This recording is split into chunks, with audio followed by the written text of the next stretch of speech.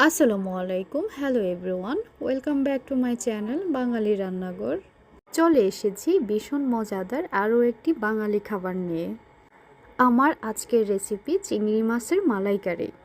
তবে আজকে চিংড়ি মাছের মালাইকারি রান্না করব নারকেলের দুধ ছাড়া। চলুন দেখে নেওয়া যাক আমার আজকের সহজ রেসিপি। আগে থেকে চুলায় একটা প্যান বসিয়ে আমি রান্নার তেল দিয়ে গরম করে নিয়েছিলাম। এর মধ্যে আমি চিংড়ি মাছগুলো দিয়ে দিব। চিংড়ি মাছগুলো ভাজা হয়ে গেলে আমি উঠিয়ে নিব।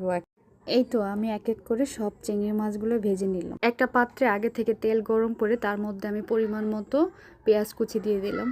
পেঁয়াজটা যখন লালচে হয়ে আসবে তখন এর মধ্যে 1.5 টেবিল চামচ রসুন বাটা, 1 টেবিল চামচ আদা বাটা, হাফ চা চামচ হলুদ গুঁড়ো, হাফ চা চামচ জিরের গুঁড়ো, হাফ চা চামচ ধনিয়ার গুঁড়ো, 1 টেবিল চামচ মরিচের গুঁড়া, 6 থেকে 7টা কাঁচামরিচ এর মধ্যে আমি অ্যাড করব।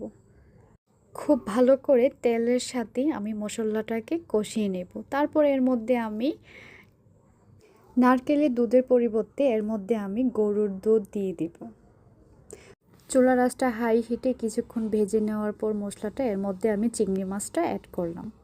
চিংড়ি মাছটা মশলাটার সাথে ভালো করে নেড়ে চেড়ে দিব যেন প্রত্যেকটা মাছের গায়ে গায়ে মশলাটা ঢুকতে পারে। এইভাবে আমি 2 থেকে 3 মিনিট আমি নেড়ে চেড়ে রান্না করতে থাকবো। এর মধ্যে সামান্য পরিমাণ পানি দিয়ে আমি কিছুক্ষণ রান্না করে এর মধ্যে আমি ধনিয়া পাতা দিয়ে দিলাম। আমি এখানে 4 থেকে 5 মিনিট এটা রান্না করার পর ধনিয়া পাতা দিয়েছি। ধনিয়া পাতা দিয়ে আপনাকে 2 থেকে 3 মিনিট অপেক্ষা করে এটা নামিয়ে ফেলবেন। এই তো আমার রান্না শেষ। সিম্পল চিকেন মালাইকারি।